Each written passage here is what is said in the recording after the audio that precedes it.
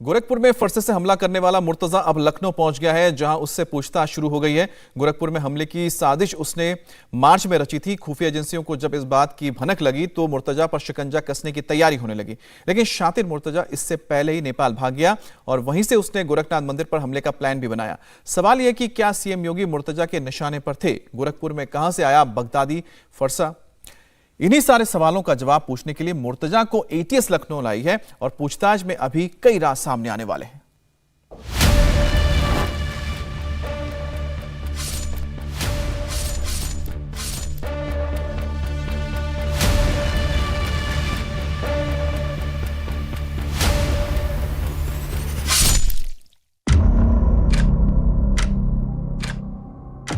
एक, दो, तीन, चार, 5 न जाने कितने वीडियो सोशल मीडिया पर ऐसे मिल जाएंगे जहां आईएस के आतंकियों ने बेगुनाह लोगों का सिर धड़ से अलग कर दिया।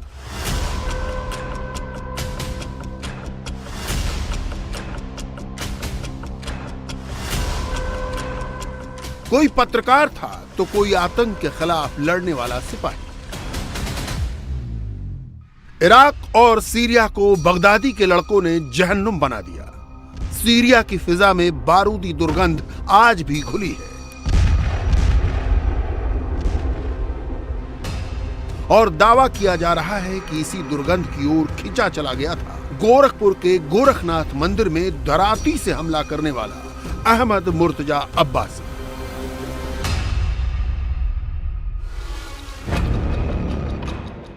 अब ये दो तस्वीरें देखिए। इन तस्वीरों से अहमद मुर्तजा अब्बासी के हमला करने का पैटर्न समझ में आ जाएगा।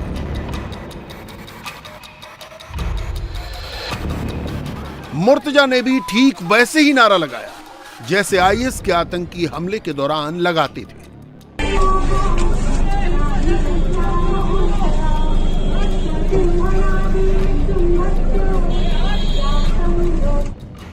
गोरखनाथ मंदिर में जो कुछ हुआ उसने प्रशासन की पेशानी पर बल ला दिया है।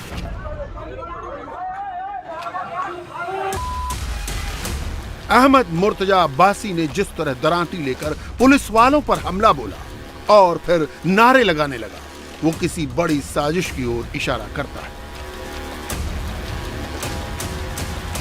सुरक्षा एजेंसियों के मन में सवाल है, केमिकल इंजीनियर के दिमाग में कौन सा केमिकल लोचा हुआ कि उसने किताब के बदले दरांती उठा ली।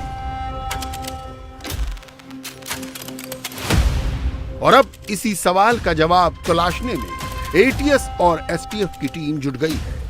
पेशे से इंजीनियर अहमद मुर्तजा अब्बासी की कुंडली खंगालनी शुरू कर दी गई है। खबरों के मुताबिक गोरखपुर में हमले से पहले ही खुफिया एजेंसियों ने यूपी पुलिस को अलर्ट किया।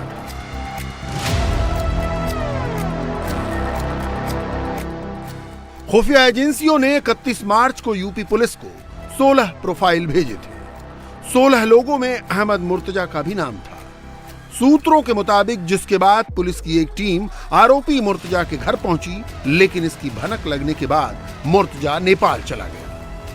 लगातार जो जांच एजेंसियां थीं वो ऐसे ही लोग जो सस्पेक्ट्स होते हैं उनकी धरपकड़ में लगी रहती हैं, क्योंकि उसकी जो इंटरनेट ब्राउजिंग थी मुर्तजा की, वो अपने आप में काफ़ी ज़्यादा संवेदनशील थी और काफ़ी ज़्यादा सेंसिटिव थी। यही वजह है कि यूपी एटीएस की टीम हमले से ठीक एक दिन पहले मुर्तजा के घर पर गई थी, लेकिन मुर्तजा उस दौरान अपने घर पर नहीं मिला था, क्योंकि जो खुफिया एजेंसी हैं, खुफिया एजेंसियों ने बाकायदा 16 लोगों की जो प्रोफाइल यूपी पुलिस के साथ, यूपी एटीएस के साथ शेयर किया था, उसमें एक प्रोफाइल मुर्तजा अब्बासी का भी था, जिसके बारे में ये जानकारी मिली कि जब एटीएस की टीम वकील बनकर के उनके घर पहुंची थी तो वो वहां घर पे नहीं था, वो नेपाल में था। और नेपाल में किससे मिलने गया था, किस इरादे से गया था, कौन कौन से लोगों के संपर्क में था, और वो वहां पर अगर नेपाल गया था तो क्या किसी और मकसद से गया था? ये सारे सवाल हैं जिनको जवाब जानने की कोशिश यूपी एटीएस, यूपी एसटीएफ और तमाम सुरक्षा एजेंसियां कर रही हैं।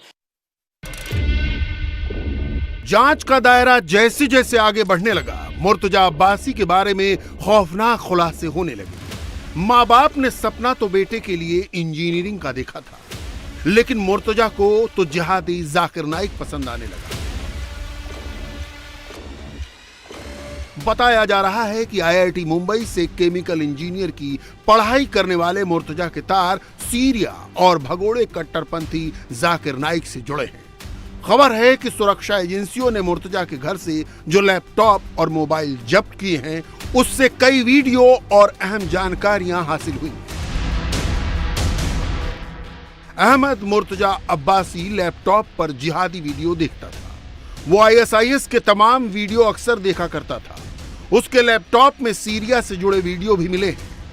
सबूत मिले हैं वो निश्चित तौर पर अपने आप में बहुत ज़्यादा महत्वपूर्ण है, क्योंकि जिस तरीके से वो जाकिर नाइक के वीडियोस देख रहा था, जिस तरीके से वो ISIS से इंस्पायर्ड था, जिस तरीके से उसके मन में इस बात का दुख था कि वो सीरिया नहीं जा पाया ISIS से लड़ाई करने के लिए, उससे ये पता लगता है कि मुर्तज़ा की जो अंदर फीलिंग चल रही थी आखिर वो किस तरीके की थी। वो किस तरीके से कट्टर सोच का रखता था अपने जहन में, और किस तरीके से जिहादी जो साहित्य आते हैं उनके साथ उसने अपने आप को लगातार डुबा रखा था, और वो वीडियोज़ देखता था ISIS के हमलावरों के। वुल्फ जो लड़ाई होती है उसको भी वो देखता था, और गोरिल्ला युद्ध किस तरीके से किया जाता है इस पे भी पूरी तरीके से नजर बना के रखता था। दावा किया जा रहा है कि मुंबई में रहने के बावजूद मुर्तजा सपने सीरिया जाने की देखता था। दावा किया जा रहा है कि मुर्तजा जिहादी जंग में बंदूक उठाना चाहता था, IS का लड़ाका बनना चाहता था। शुरुआती जांच में पता चला है कि मुर्तजा अब्बासी ISIS को अपना आदर्श मानता था। उसने ISIS से जुड़ी जगहों पर लाखों रुपए चंदा दिया। वो ISIS के लिए सीरिया जाकर युद्ध तक करना चाहता था।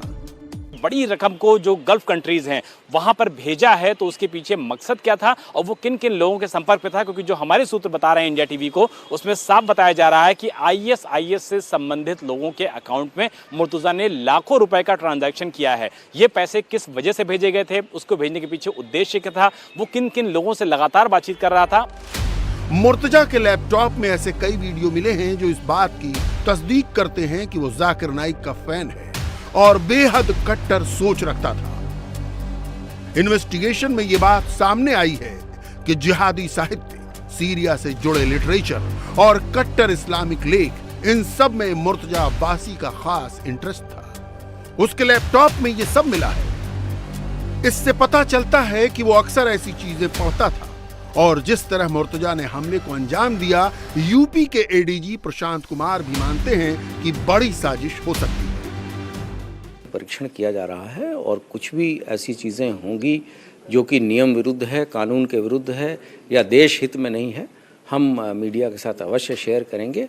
लेकिन घटना करने की परिस्थिति और जिस तरीके से और जितनी एक सुरक्षित जगह पे जहाँ पर राउंड द क्लॉक पुलिस की ड्यूटी लगी रहती है, वहाँ आके इस तरह की घटना करना ये दर्शाता है कि इसके पीछे कोई गहरी साजिश हो सकती है।